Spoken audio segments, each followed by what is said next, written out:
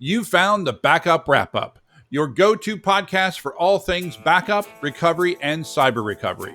In this episode, we explore the crucial world of ransomware forensics with cybersecurity expert Mike Saylor. We cover why forensics is important during a cyber attack, the essential steps and tools you need to do the job, and we shed light on how organizations can prepare for and respond to ransomware incidents. From preserving critical evidence to navigating the complexities of mobile device forensics, this episode will explain how to use ransomware forensics to unravel cyber attacks and protect your valuable data. By the way, if you have no idea who I am, hi, I'm W. Curtis Preston, aka Mr. Backup, and I've been passionate about backup and recovery and related topics ever since I had to tell my boss that we had lost the production database and had no backup for it. I don't want that to happen to me. I don't want that to happen to you. And that's why I do this podcast. Here we turn unappreciated backup admins into cyber recovery heroes. This is the Backup Wrap-Up.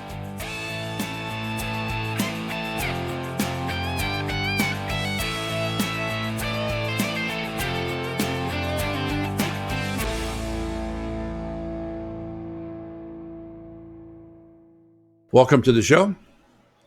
Before I continue, if I could ask you to press that subscribe or follow button so that you'll continue to get our amazing content. I am W. Curtis Preston, aka Mr. Backup, and I have with me my power loss counselor, Prasanna Malaiyandi. How's it going, Prasanna? I'm doing well, Curtis. I know you not so much. But hey, isn't solar and batteries and everything else supposed to solve all these issues for you? I was, as you know, I've been working on behalf of this one customer, and we've been conducting the first ever backup of some really important data. And it's like 500 terabytes of data, and we're kind of down to I think the finish line. And I'm running a bunch of backups, and I had divvied the backups up into thousands of little policies because for many, many reasons. And some of those policies were still, even though they were backing up only a single sub directory, they've been running for like 10 days when I lost power yesterday, when the customer lost power. Ouch. And so rebooty, and there is no... So here's my question for you. Is there no resume functionality for? There is in this particular customer, we're using that backup. There is a resume functionality in that backup, but not for SMB or network-based backup. So we're backing up over SMB. We tried SMB and NFS. We're backing up over SMB, and there's no resume functionality. So I will start over. We will have lost 10 days in this backup that is taking forever. Good times. Yeah, I'm sorry, Curtis, but that's all I needed to hear, Prasanna, was somebody to say they're sorry. Lo siento. Lo siento. Oh, goodness gracious. But as I told you this morning when I texted you, at least I found out that the reboot was not my fault. Yes, it was not the server randomly crashing or server being overloaded I asked you first. It was like, was it CrowdStrike? Yeah. Yeah. It was not. It was not CrowdStrike. It is a Windows server, but it was not CrowdStrike. CrowdStrike is not running on the server. I did check that, by the way. But anyway, but speaking of the cyber world, we once again have our friend of the pod, Mike Saylor, joining with us today. How's it going, Mike? Good afternoon. I'm well. Great to be back. Yeah. So we're gonna and for those of you that follow the show, you're gonna see a lot of Mike over the next little bit because we're diving deep into the world of responding to a ransomware attack. And today we're going to talk about the forensics phase. So, Mike, what do we mean when we say that? Why would we be doing forensics in the middle of a cyber attack? Well, it's a great way to collect evidence in a safe, controlled environment. And so forensics creates a read-only image of your target. So whether it's a whole machine or a particular file or object, we create an image of that's read-only, so we can play with it and look at it and not have to worry about it executing more malware or trying to do what malware does. But so there's one thing. So some safe analysis, we can build a sandbox. The other part of that is in that analysis, we can learn things about particular artifact. So if it's malware, is there any metadata that would indicate the type of malware, where it came from? Is the signature or hash value of this malware similar to other cases using the same malware? But then if we expand that from just that object or artifact into like an entire system, forensically, without having to change. So I guess fundamentally I'll add, forensics allows us to interact with evidence without changing any of that metadata. So if you log into a machine to review what happened to this machine, you're also changing data in the machine. You're stepping on evidence potentially, or changing.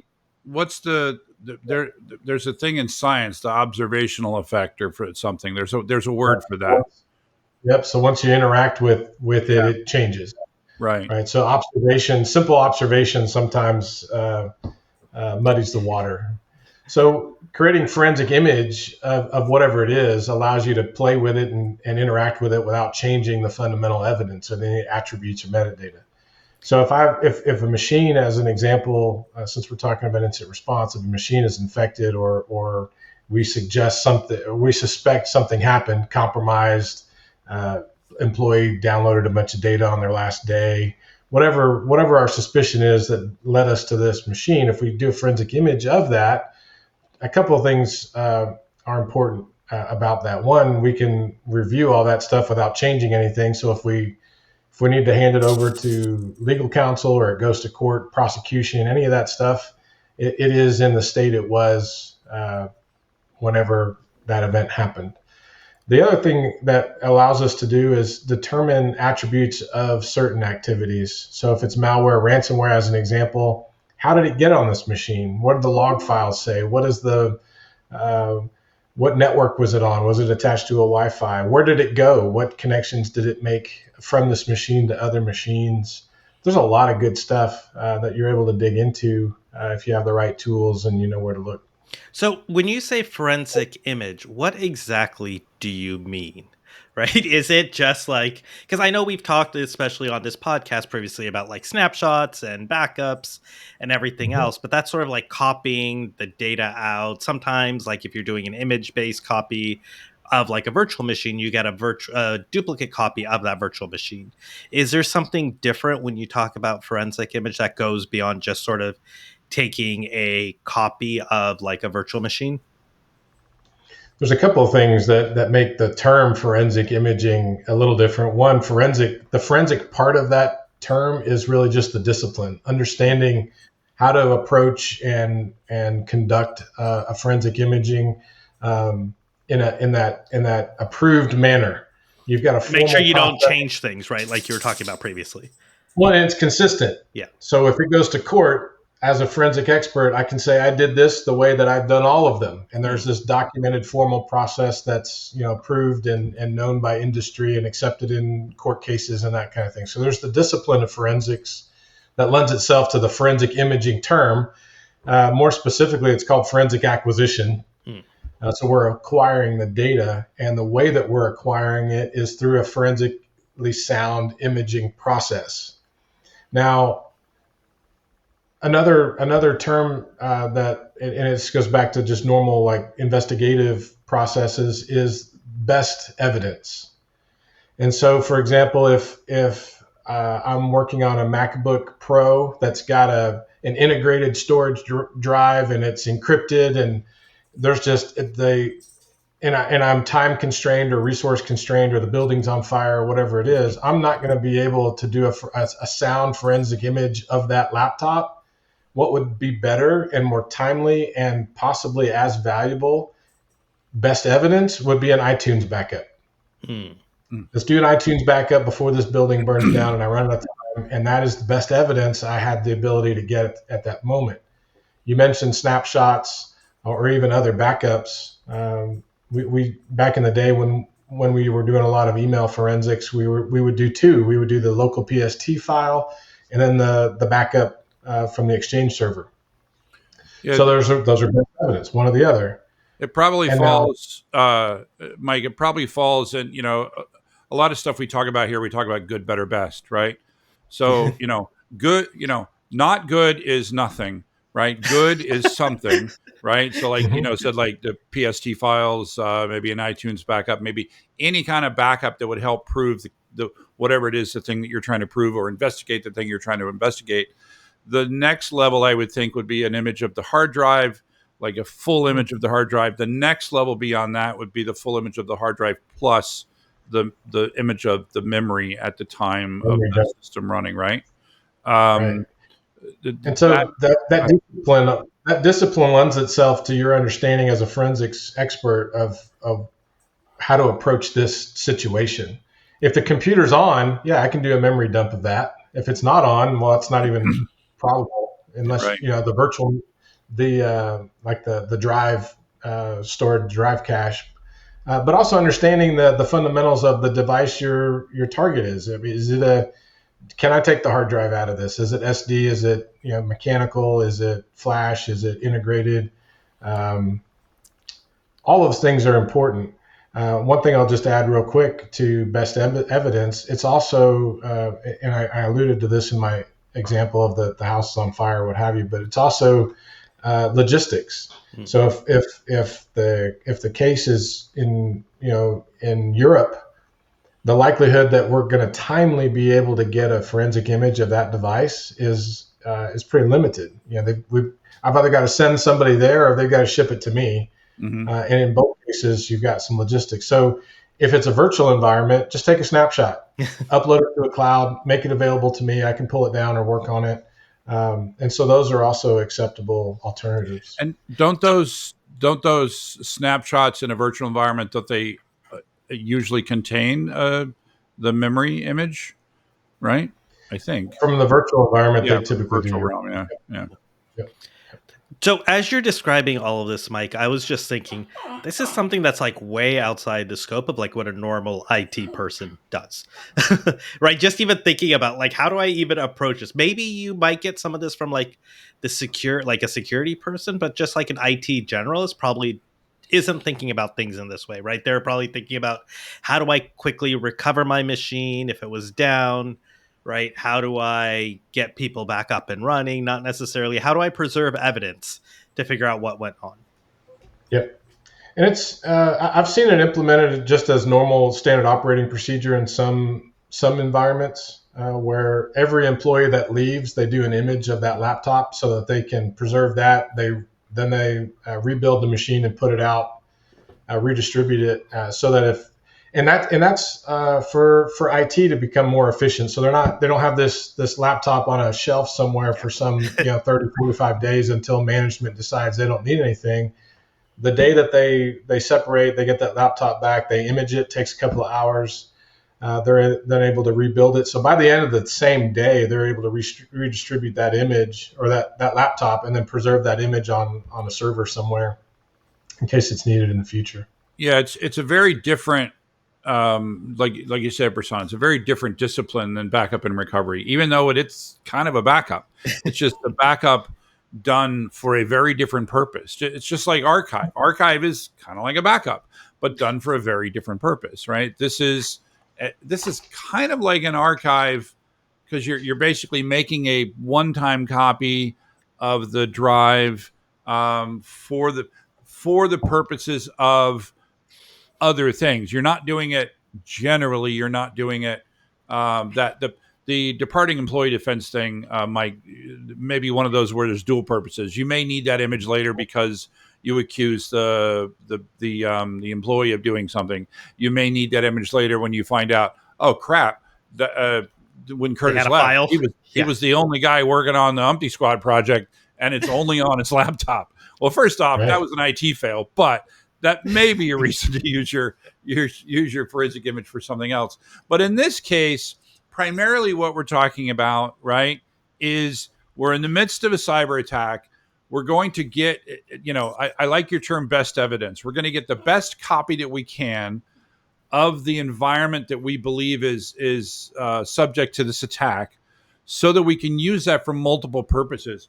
You talked about, I like that first one. You talked about taking that image and putting it into, when you first said it, I didn't understand what you meant. You said something like it allows you to interact with it in a safe environment or a controlled environment. I was like, what are you talking about, controlled environment? We're in the midst of a cyber attack here. But you're talking about taking that image and moving it to a different environment where you have more control over the network. Is that what you meant? Over the image that you're playing with. Right. But forensics tools also allow you to rebuild an environment. So if I image, 4 networked PCs, then I can load all of those images into one case in my forensics tool and view all of the data across all of those images concurrently. I don't have to treat them as individual. It becomes one big data set. And the other thing I'll add too is that, fundamentally, and that is consistent today. Even some of the tools that forensics practitioners use are the fundamental capabilities are based on traditional system tools like DD and the Linux Unix environment, Ghost and sys tools in the Windows environment. I mean, those are tools we used 20 years ago to do imaging.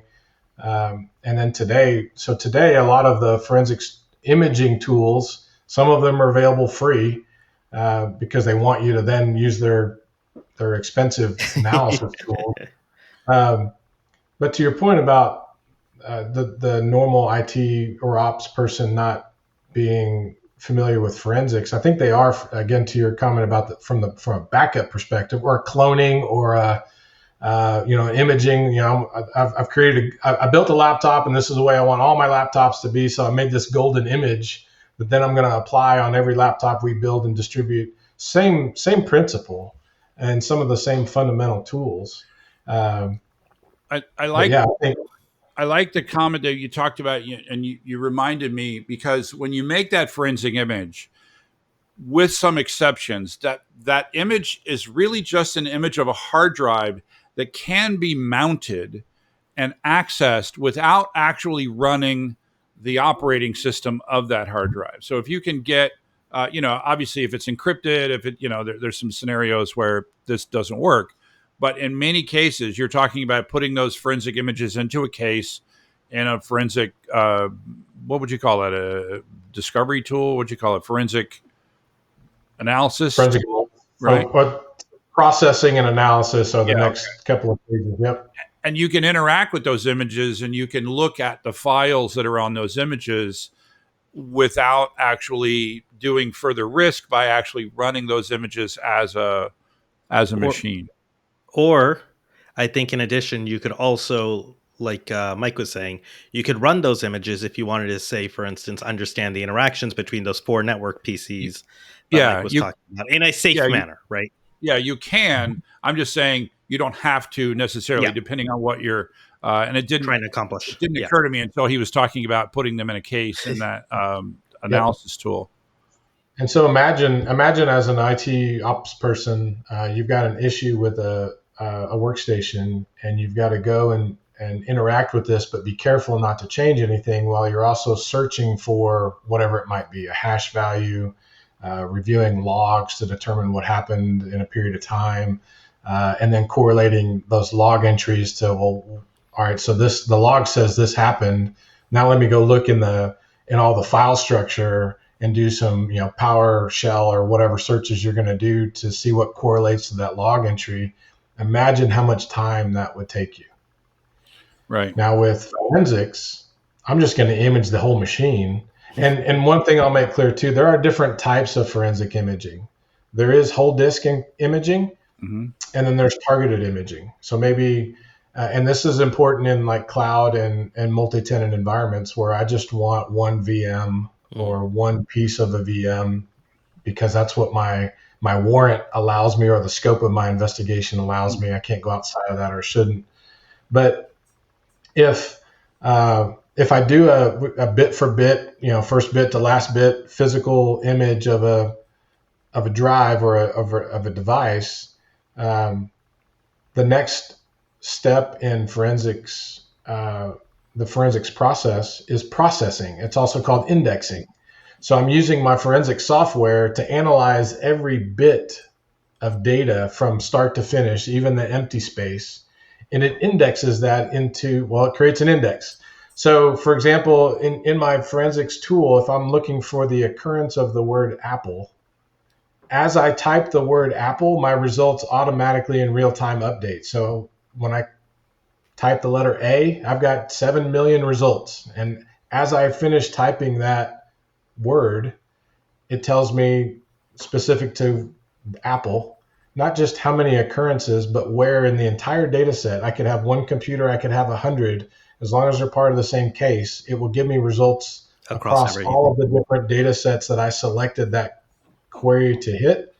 And then I can apply more criteria like the word Apple specific to metadata related to a specific SID or user within a period of time on a particular piece of evidence related to some other attribute. And so now you can see the power of that in real time. They call that a live or an index search. You can also do a live search while indexing is happening, but it slows stuff down. But it could take, depending on the size of the device, the storage, it could take a couple of hours to do the imaging. It could take another couple of hours to do the indexing and processing. But you could be doing other stuff while the machine's doing its thing. And then when you sit down to do your investigation, it's almost in real time. And some of the forensics tools now will do timelines for you. They'll extrapolate all the media images, and I mean, you can every attribute of data you can think of, you can search on and create complex queries on. So let's talk about some of the things that again, talking about good, better, best, right? So if you're in the midst of a cyber attack, what are the things that you really have to make sure you don't lose, if at all possible? I'm thinking number one would be logs. Obviously, what we want is a forensic image of every machine that we think is suspect, that it looks like it might have been involved in this attack. That's what we want. Mm-hmm.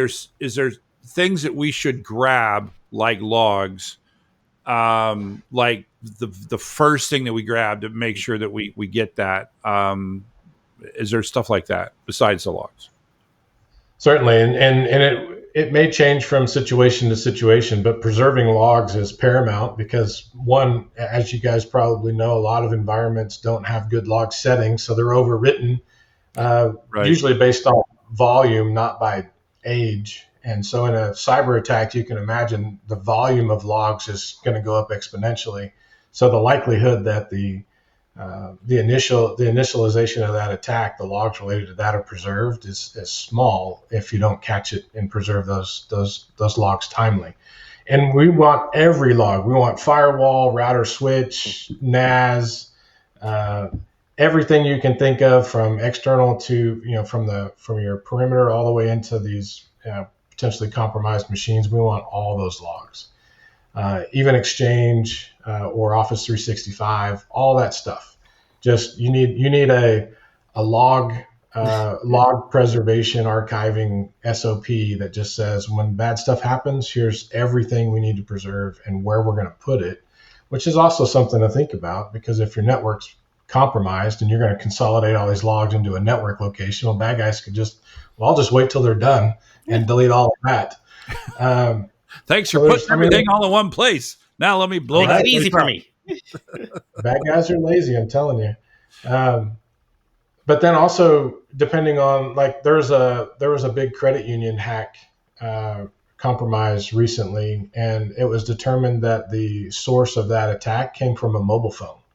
It was a network user that interacted with it's either a website or an email.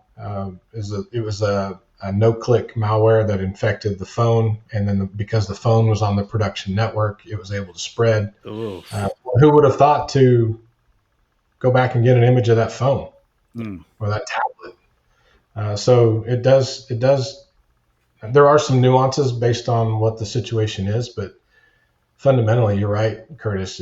Preserving the logs is very important. Is there anything that's just beyond that? So you can go to your ISP, because they typically have some data, depending on the service that you subscribe to, and your ISP's operating procedures. A lot of times they'll drop known bad traffic before it gets to you. Well, then bad guys are just figuring that out. We're going to try this, and this until we find the secret sauce or the recipe, or whatever it is that allows me to finally talk to the victim network. And so the ISP may have some log data that predates the actual attack, and that could be important because you'll see bad guys change IP addresses and hosts and all that good stuff. So that's valuable information too to potentially block future attacks. The other areas to consider too is who do you outsource or rely on from a service perspective? If you outsource, your firewall management, if you outsource your backups, if you have cloud environments, and you have service providers that help you with those. If you have an MSP that helps, does your help desk and some of those other services, that's got to be part of your incident response plan. Not just preserving logs. And then sometimes you may have to call those partners and service providers to get those logs archived. But again, part of incident response is having all that figured out today before bad stuff happens. So you've got a good playbook to run. Is there a recommendation? So I know you've talked about how logs are super important in all of this. Is there a recommendation on how long? I know you talked about sometimes people do more volume-based than date-based for keeping logs, but is there sort of like a recommended practice in terms of how long they should keep their logs? Because speaking from the privacy side, which I'm very interested in, right, there's sort of the downside of keeping too much data for too long, right? Versus not having enough data so you can do these incident responses. And where's that balance? There's a couple of parts to my answer there. And the fundamental response is making sure your logs are configured appropriately. So we call that the value of your log data. So what's the value of the information your logs are collecting? And that value could be business related. So when we review a log, we always ask, why are you logging that? Well, because we use it for X, Y, and Z. Okay. But if it's just I don't know, someone set it up that way, I'm not sure why we do that. So let's have a conversation about improving the value of your logs. So there's one thing, and that could reduce the size of logs. It could expand the size of logs, but nonetheless, it's more valuable. And that's both from a detection perspective, but also incident response. So logs are important for a lot of reasons. And then in some regulatory situations, logs are required simply because of the business you're in, like the financial sector. So making sure your logs are valuable is step one. And that could then dictate how long you keep them based on the resulting log size. But ideally, you want whatever that host is creating the logs, you want something else to collect that log from the host. So if the host is impacted, you're not worried about the logs on the host. They've already been sent somewhere else. Like a syslog server. Syslog servers or Kiwi servers, I think they used to be called. You can do some cool stuff with those. You can write rules and have them, email you or page you back in the day. But good, better, best. Best would be, let's have all the good log sources, the good data sources. Let's ingest those into a true SIEM, like security incident event management platform that can run analytics 24 hours a day and do some better, cooler, more effective stuff, while also giving us good visibility across the environment, both east and west, and within the environment, north, south, in and out of the environment. And also by doing that, you if you did it right, I would think you would also provide a separation so that those logs are not as easily accessible by the bad guys, right? Correct. Right. Having them all in one place. I like the idea of having a SIM-SOAR tool look at it and look at these logs on a regular basis and say, hey, there's something going on here. You might want to take a look, right? It'd be nice to be notified of something suspicious, versus that. And this is, I think, one of the recurring themes that we're going here is there are things that you really need to do in advance, right? So, last call we talked about assume breach, right? At some point you're going to be breached. You need to be prepared for that. And so one of the things that we're talking about is be prepared to do forensic images, but be prepared to separate these logs, right? Like you talked about, like having a syslog server, having a centralized log management system. And then I do like the idea of that, the best would be putting that into an actual, like a SIM-SOAR tool that's going to actually analyze that. So let's go back to the imaging. I completely agree with you that many of the tools, they're using the same techniques that we used back in the day to do what we used to call bare metal recovery, right? 100 years ago, before everything was virtualized, the idea of being able to restore a server from bare metal was a thing that we tried to do. And that required an image, right? That's when we talk about forensic imaging, all we're talking about essentially is, an image that's typically a level below the file system, right? This isn't just a file system backup, which is generally all we take now. I'll back that up. In the virtualized world, we also take images. We've figured out how to do backups at the image level while being able to do file level recovery, which is a beautiful thing, right? And so I would think that this is yet another advantage of having a fully virtualized environment. Is forensic imaging, I think, is a lot easier to do in the virtual world. What are some of the tools that you run into out there? Are there really common ones that you see, or is it just all over the board? So there are common ones depending on what the source device is. Right. So if we're talking, and really today there's two forensic disciplines. There's traditional forensics, which really continues to follow and is very rigid on forensic process and principles. Like you don't touch the data. If it's off, you leave it off. If it's on, you leave it on. You handle it in a certain way. And that's sorry to interrupt you, but that's probably more focused on like lawsuits and things like that, right? Am I correct? That particular discipline? That discipline is focused on traditional computers, like laptop servers, workstations, things that have hard drives. Okay. And Linux, Unix, Mac, and Windows operating systems. And so that traditional forensics, the procedures that you follow are possible because of that traditional hardware. When you compare that then to a mobile device, like an iPhone, you cannot image an iPhone when it's turned off. You cannot image an iPhone in some cases by itself. iPhones and some of these mobile devices, smartphones, they have to be mounted in order to be imaged. Well, you've already violated the traditional forensic principles of do not modify the data. Well, you had to mount it in order to get access to the device. Mm-hmm. So a lot of when mobile forensics first came out years ago, the discipline, it was argued very heavily that it shouldn't be called forensics because it doesn't follow the traditional forensic principles. Oh, interesting.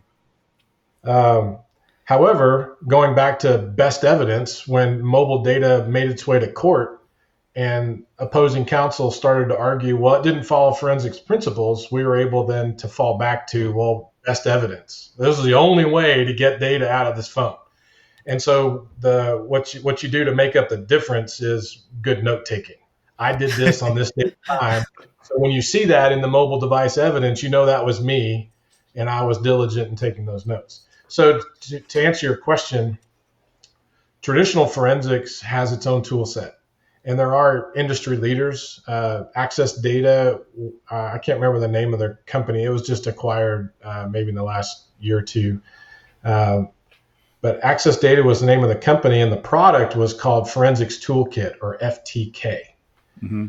And FTK was most heavily used by law enforcement because of Access Data's willingness to customize and let them do things that they needed to do to support, law enforcement activities. And sorry, I was just going to chime in, Mike, that company is now owned by Extero. Extero, yep. Which does e-discovery. And that was a brilliant move on their part.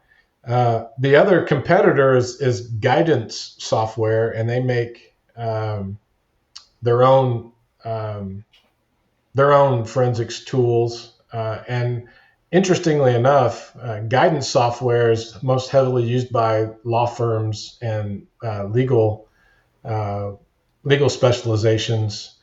And even though FTK is more heavily deployed around the world, Guidance is the one that set the standard for how forensic imaging formats were expected. They call it the EO1 format.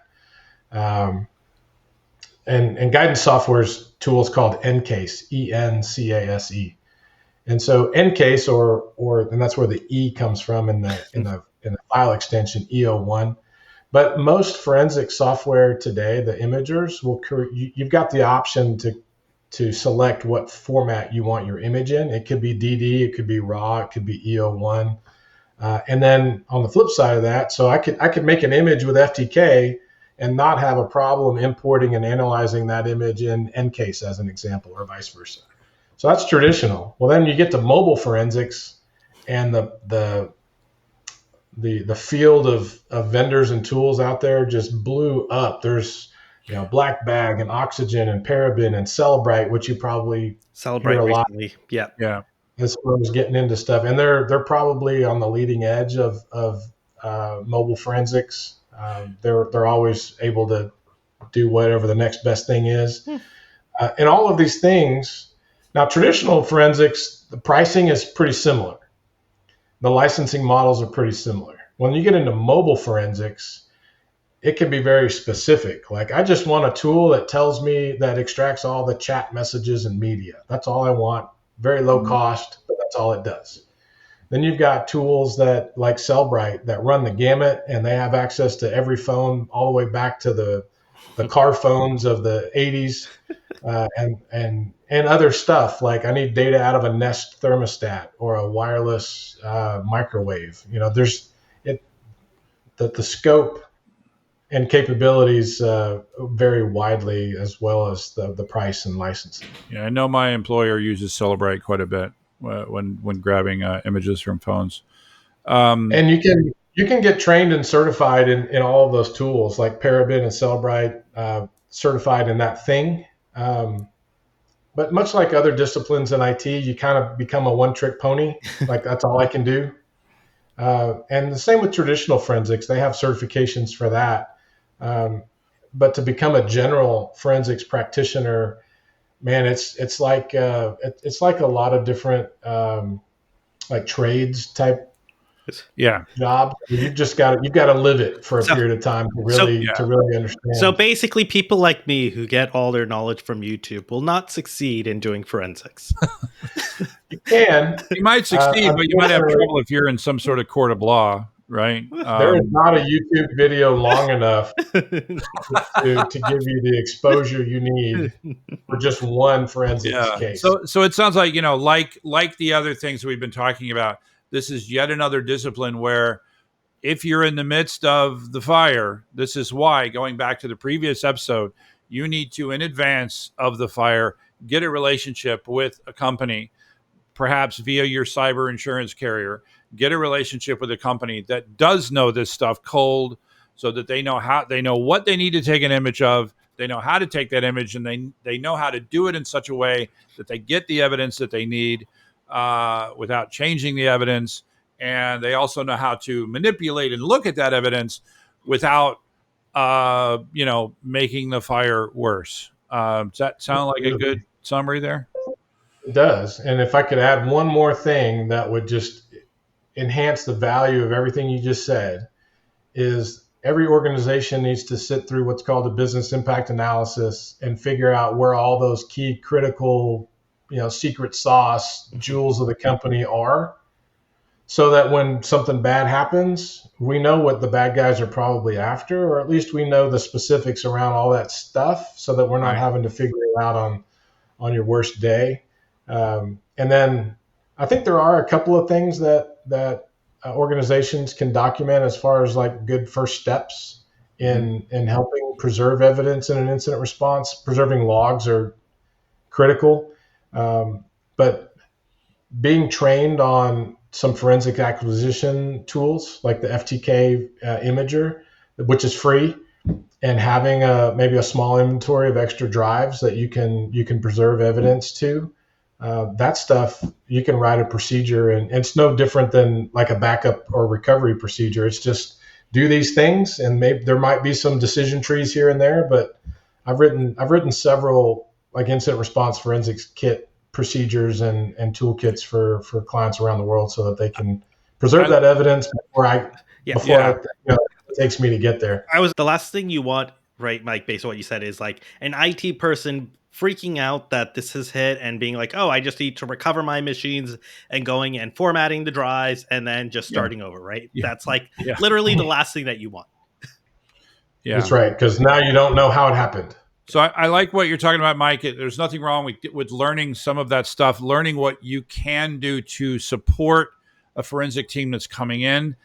I do want to just emphasize learn, right? Make sure you're learning it from somebody who says, okay, we're going to be your team. We're going to come in. Here's what you can learn how to do on your own to support us, right? And here's what not to do, right? Please don't just go shut all the machines down, for example. We want to get we want to see if we can get an image of that memory, right? Because that was what I would think would be the first step, is literally just going powering everything off, right? It depends. If it's ransomware, pull the plug. Yeah. And so you have those conversations in advance, figure out what it is that you should be doing to support that team, and then get that team in as quickly as possible. Well, I think we beat this topic to death enough. Thanks again for your help, Mike. Certainly, and there are some intro courses to forensics that are part of continuing education programs or degree programs. I teach Intro to Forensics and Investigations for UT San Antonio. It's a 700-page textbook. Nice. But there's some parts of this that are more related to law enforcement and criminal justice degrees that we don't focus so much on, but it's a great insight into some of the elements of forensics that are important to know if you do want to run clone a drive or do an image to preserve data and how that data can be used. I like it. Well, thanks for coming on. Certainly. Anytime. And Prasanna, thanks again for, consoling me in the midst of my power attack, and also asking great questions as usual. I try. And hopefully they realize maybe they should think about battery backups. Well, they had it. It was the power outage was long enough that it exceeded the backups. So maybe they just need to expand it. They didn't consider how long of a battery they need. Yeah. Apparently longer than 4 hours. Anyway, all right. Well, thanks to the listeners. We'd be nothing without you. That is a wrap. The Backup Wrap-Up is written, recorded, and produced by me, W. Curtis Preston. If you need backup or DR consulting, content generation, or expert witness work, check out backupcentral.com. You can also find links for my O'Reilly books on the same website. Remember, this is an independent podcast, and any opinions that you hear are those of the speaker and not necessarily an employer. Thanks for listening.